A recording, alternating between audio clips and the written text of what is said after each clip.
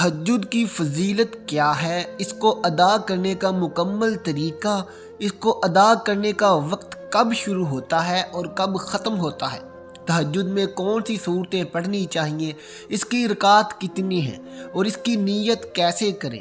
تہجد کی نماز کے متعلق بہت سے اہم مسائل ہم آج آپ سے شیئر کریں گے، اس لیے تہجد کی نماز کا مکمل طریقہ جاننے کے لیے ویڈیو کو مکمل آخر تک ضرور دیکھیے گا۔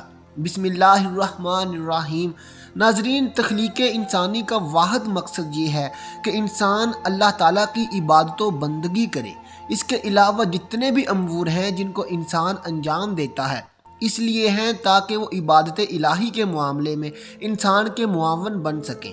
انسان کی صحت و تندرستی، قوت و طاقت، مال و دولت، کھانا پینا، غرض ہر ایک چیز اس لیے ہے تاکہ انسان مستعد ہو کر اپنے مقصد اصلی کو انجام دے سکے۔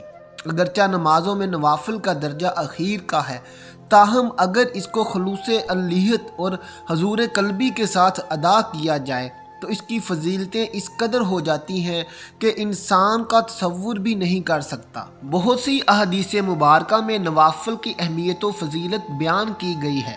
پھر نوافل میں جو مقام و مرتبہ نماز تہجد کا حاصل ہے وہ کسی اور کو نہیں ہے۔ تہجد کی نماز قبولیت کی ضامن ہے۔ نماز تہجد قربت الہی کا ذریعہ ہے۔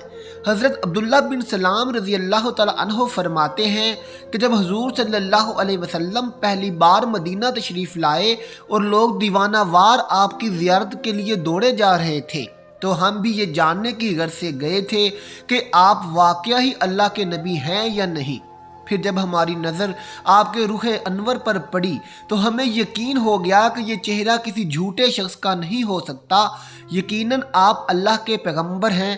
اور اس موقع پر سب سے پہلا ارشاد جو ہم نے آپ کی زبان رسالت سے سنا وہ یہ تھا، اے لوگو، آپس میں سلام کا رواج دو، کھانا کھلاؤ اور اس وقت نماز پڑھو جب لوگ سو رہے ہوں، تم سلامتی کے ساتھ جنت میں داخل ہو جاؤ گے۔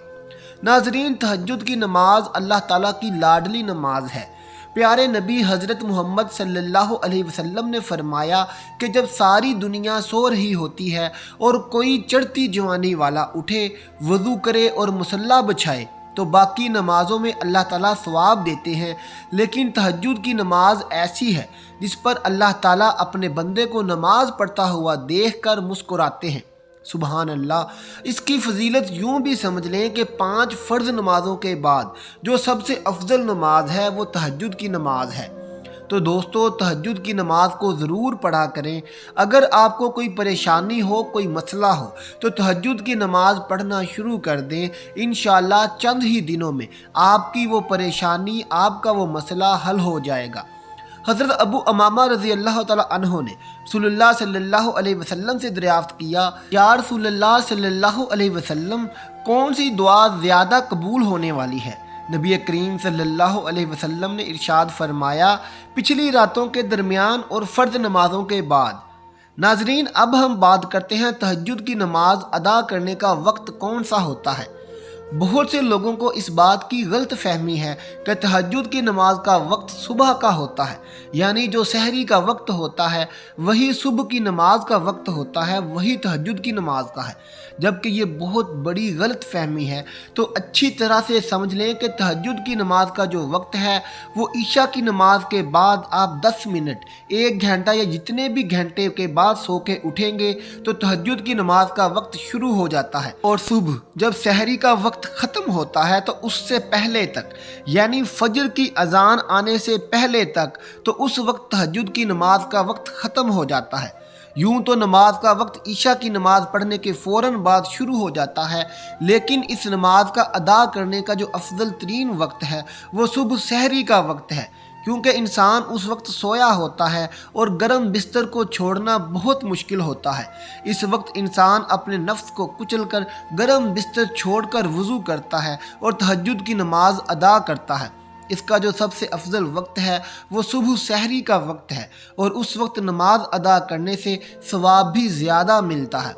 حضرت سیدنا ابو مالک اشعری رضی اللہ تعالیٰ عنہ سے روایت ہے کہ نبی کریم صلی اللہ علیہ وسلم نے فرمایا، بے شک جنت میں کچھ ایسے محلات ہیں جن میں آر پار نظر آتا ہے، اللہ پاک نے وہ محلات ان لوگوں کے لیے تیار کیے ہیں جو محتاجوں کو کھانا کھلاتے ہیں، سلام کو عام کرتے ہیں اور رات کو جب لوگ سو رہے ہوں تو نماز پڑھتے ہیں۔ اب آتے ہیں کہ تہجد کی نماز کی رکعتیں کتنی ہیں۔ اگر وقت ہو تو کم سے کم 4 رکعتیں پڑھیں اور زیادہ سے زیادہ آپ 12 رکعتیں بھی پڑھ سکتے ہیں، لیکن اگر وقت بہت ہی کم ہو تو 2 رکعتیں بھی پڑھ سکتے ہیں، یعنی کہ تہجد میں ہم 2 رکعتیں بھی پڑھ سکتے ہیں۔ اب ہم تہجد میں پڑھی جانے والی صورتوں کے بارے میں بات کرتے ہیں۔ بہت سے لوگ سمجھتے ہیں کہ اس میں کوئی خاص صورتیں پڑھی جاتی ہیں، لیکن ایسا بالکل بھی نہیں ہے۔ جیسے ہم لوگ باقی نوافل ادا کرتے ہیں، بالکل اسی طرح تہجد کے بھی نفل ادا کیے جاتے ہیں۔ اس کو آپ لوگوں کے لیے میں آسان کر دوں کہ تہجد کی نماز ادا کرنے کا طریقہ یہ ہے، سب سے پہلے ثنا پڑھی جائے گی، پھر اس کے بعد اعوذ باللہ، بسم اللہ، اس کے بعد سورہ فاتحہ اور پھر کوئی بھی سورہ یعنی سورہ اخلاص بھی پڑھ سکتے ہیں۔ اس کے بعد رکوع اور سجود، اور اس کے بعد دوسری رکعت کے لیے کھڑے ہوں گے۔ اس میں سب سے پہلے بسم اللہ پڑھیں گے، پھر سورہ فاتحہ، پھر کوئی بھی سورت، پھر رکوع اور سجود کریں گے۔ اس کے بعد التحیات، درود شریف اور دعا مانگیں گے، اور اسی طرح 2 رکعت ادا کریں گے۔ آپ نے جتنی بھی رکعتیں پڑھنی ہو وہ اسی طریقے سے پڑھیں گے، اور رکعت کو 2 کر کے پڑھا جائے گا۔ جتنا بھی آپ کے پاس وقت ہو آپ پڑھ سکتے ہیں، لیکن پڑھنے کا طریقہ یہی ہے جیسے ہم باقی نوافل ادا کرتے ہیں۔ محترم ناظرین، اب ہم بات کریں گے نیت کے بارے میں کہ تہجد کی نماز کی نیت کیسے کی جائے۔ تو نیت کہتے ہیں دل کے پختہ ارادے کو، زبان سے کہنا ضروری نہیں ہے، مستحب عمل ہے۔ اگر کہہ لیں لیکن دل میں اگر اس بات کی نیت کر لیں کہ میں تہجد کی نماز ادا کر رہا ہوں یا کر رہی ہوں تو یہ بھی کافی ہے، اگر آپ زبان سے نہ بھی کہیں تو۔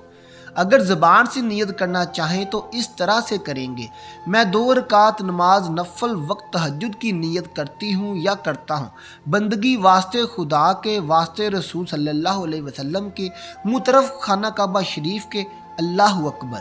اگر زبان سے نیت کرنا چاہیں تو ایسے کر لیں، ورنہ نیت دل کے پختہ ارادے کو ہی کہتے ہیں۔ اور یہ تھا تہجد کی نماز ادا کرنے کا مکمل طریقہ۔ آپ اس طریقے سے تہجد کی نماز پڑھ سکتے ہیں۔